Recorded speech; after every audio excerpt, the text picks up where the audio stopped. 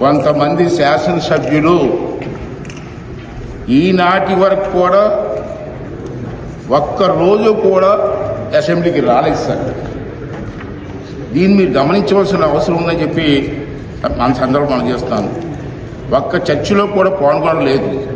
అది చాలానంటూ సభకు అసలు హాజరు కాని సభ్యుల్లో ఎక్కువ మంది క్రమం తప్పకుండా వేతనాలు తీసుకున్నారు. Without doing duty they taking salaries. How it is possible sir?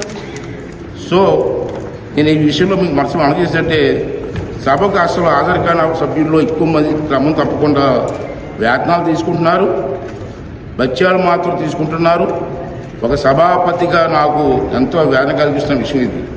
ఇలాంటి నైతిక ప్రవర్తనతో ప్రజల దృష్టిలో చులకన కాకుండా ఎలా ఉండగలుగుతారు? ఈ రకమైన అనైక్యత ప్రవర్తన ఎలా సమర్థించగలుగుతామని చెప్పి ఒకసారి మీరు అందరూ కూడా ఆలోచన చేయవలసిన అవసరం ఉంది. మనం చేస్తాను. ఈ రకమైన వ్యవస్థలో శైలిని నిషేధించే నిబంధనలు లేవు కాబట్టి మరొక మార్గం చూపించాలని చెప్పి లోక్సభ స్పీకర్ గారికి ఈ సభాముఖంగా మనం చేసుకుంటున్నాం సార్. ఇది కేవలం ఆంధ్రప్రదేశ్ శాసన వ్యవస్థకు సంబంధించిన సమస్య కాదు. ప్రజలు ఇలాంటి ఉదాహరణ చూపించి ప్రజలందరినీ ఒకే ఘాటన కట్టకూడదు. ప్రజల నుండి వచ్చే విమర్శల నుండి ఎవరికీ మినహాయింపు ఉండకూడదని చెప్పి ఈ సందర్భంలో నేను చేస్తున్నాను.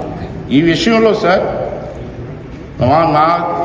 నా వైపు నుంచి 2 సూచనలు చేయదలుచుకున్నాను. ఒకటి, సభకు హాజరు కానిటువంటి వారిని నో వర్క్ నో పే. ఇది ఒక ఫస్ట్ టైం నేను మనం చేసిన నెంబర్ 1 సార్. అసెంబ్లీకి రాని వారికి, నో వర్క్ చేయని వారికి పేమెంట్ ఎందుకు ఇవ్వాలి?